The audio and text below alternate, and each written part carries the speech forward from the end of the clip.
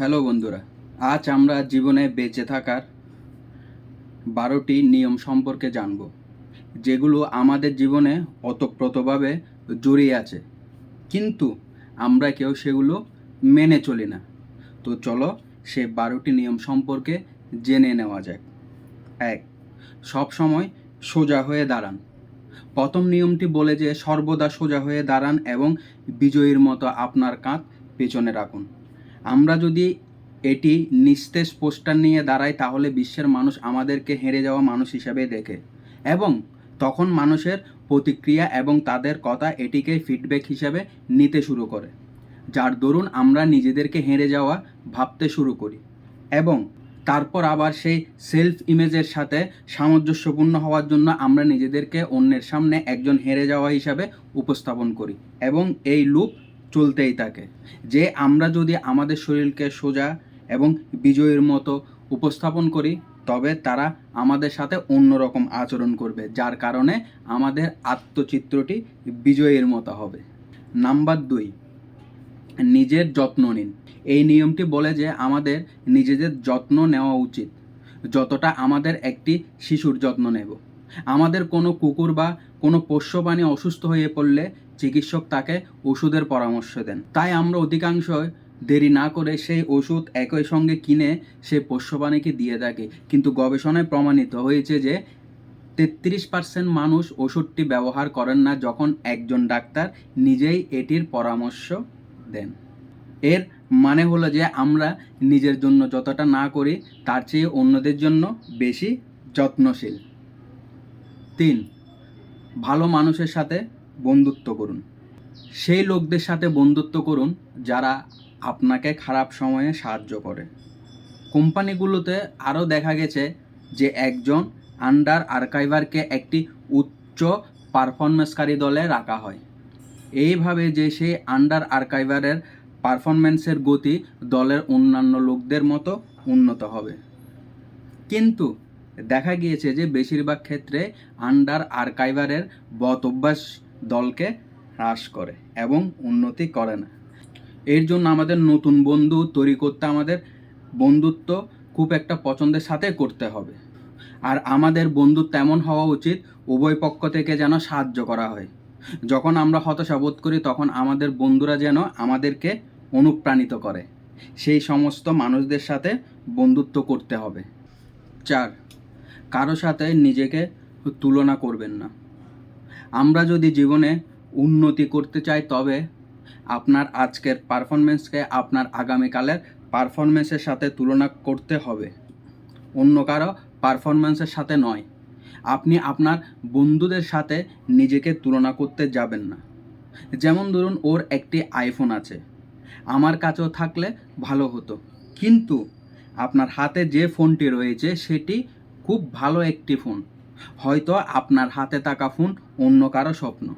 তাই নিজের যা আছে তাই নিয়ে খুশি থাকতে হবে। 5, শিশুদের সুশিক্ষা দিতে হবে। সন্তানকে একজন দায়িত্বশীল নাগরিক হিসাবে গড়ে তোলা মা বাবার দায়িত্ব। অনেক শিশু শৈশব থেকে আক্রমণাত্মক এবং রাগান্বিত হয়, তাই অভিভাবকদের উচিত এই জাতীয় শিশুদের একটি ভালো অভ্যাসের সাথে ভালো নাগরিক হিসাবে গড়ে তোলার চেষ্টা করা।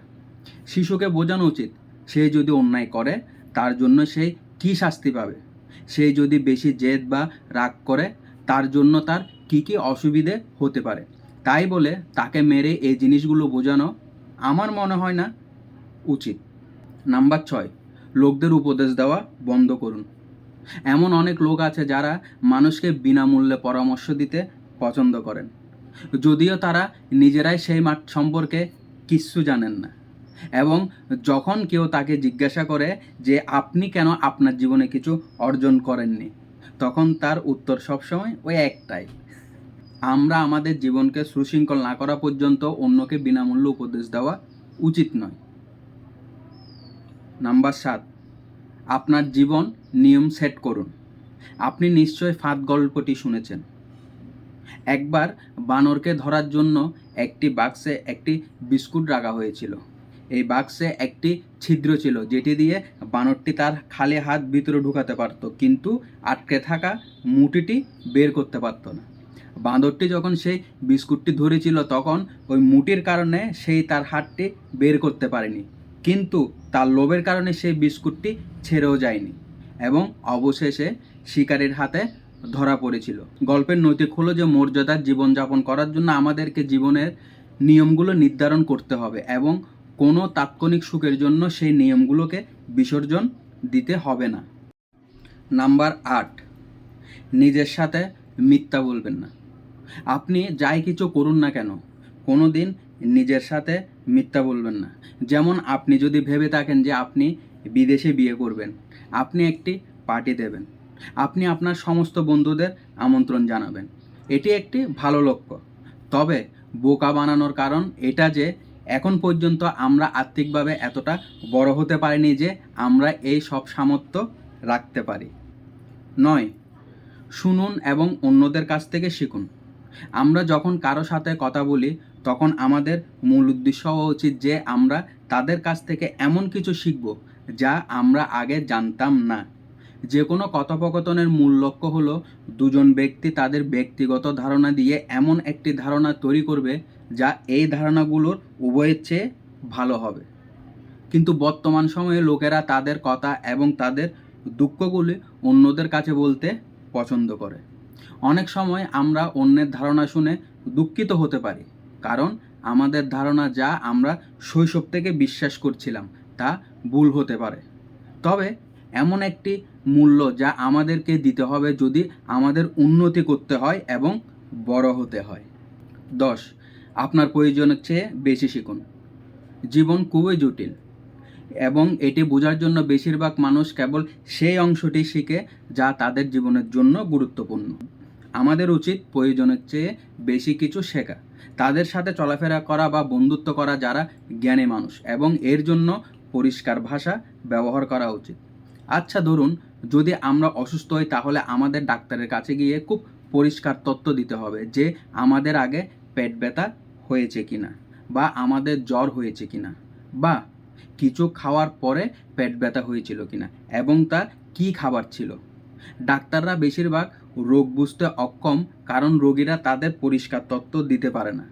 তাই আমাদের সব সময় পরিষ্কার ভাষা ব্যবহার করা উচিত। নাম্বার 11, ঝুঁকির জন্য প্রস্তুত থাকুন। আপনি যদি জীবনে সফল হতে চান তাহলে আপনাকে অবশ্যই ঝুঁকি নিতে হবে। আজ এই পৃথিবীতে যারা সফল হয়েছে তারা কম বেশি ঝুঁকি নিয়েছে। ধরুন আপনি এই কাজটা করতে চাইছেন, আপনি নিজেই জানেন এই কাজটায় সাকসেস হলে আপনার জীবন বদলে যাবে, আবার এটাও জানেন যে এই কাজে ঝুঁকি আছে, কিন্তু আপনার যদি নিজের উপর বিশ্বাস থাকে তাহলে আপনিও পারবেন কাজটিকে সফলভাবে করতে। তাই জীবনে বড় কিছু অ্যাচিভ করতে হলে আপনাকে ঝুঁকি অবশ্যই নিতে হবে। 12, প্রতিটি ছোট সুখ উদযাপন করুন। আমরা জানি জীবন খুবই কঠিন এবং আমরা না চাইলেও জীবনে অসুখ পেতে পারি। তাই জীবনের প্রতিটি ছোট সুখকে খোলা মনে উদযাপন করাটা খুব গুরুত্বপূর্ণ। একটি মেয়ে ছিল যার 6 বছর বয়সে অর্থাইটিস হয়েছিল। তার অনেক ব্যথা হয়েছিল, যার জন্য তাকে ইনজেকশন দেওয়া হয়েছিল, এমনকি অনেকবার তার সার্জারিও করা হয়েছিল। আমাদের যদি এমন একটি মেয়ে থাকতো তবে আমরা কেমন অনুভব করতাম? আমাদের জীবন খারাপ এটাই বলতাম তো। কিন্তু মেয়েটি তার জীবনের প্রতিটি ছোট সুখ উদযাপন করত। যেমন তার বার্থডে সেলিব্রেট, বাড়িতে ছোটোখাটো অনুষ্ঠান হলে সে হাসি মুখে সবার সাথে কথা বলা। এক কথায় বলতে গেলে মেয়েটি তার জীবনটিকে অ্যাডভেঞ্চার হিসেবে দেখত। প্রতিটি ছোট সুখকে সে নিজের করে নিত। তো বন্ধুরা, এই ভিডিওটা কেমন লাগলো? ভালো লাগলে অবশ্যই কমেন্ট করে জানাও, আর ভিডিওটাতে একটি লাইক করতে ভুলবে না, আর চ্যানেলটিতে নতুন হয়ে থাকলে একটি সাবস্ক্রাইব করে দাও। সেই পর্যন্ত ভালো থাকো, দেখা হবে পরের কোনো ভিডিওতে। টাটা।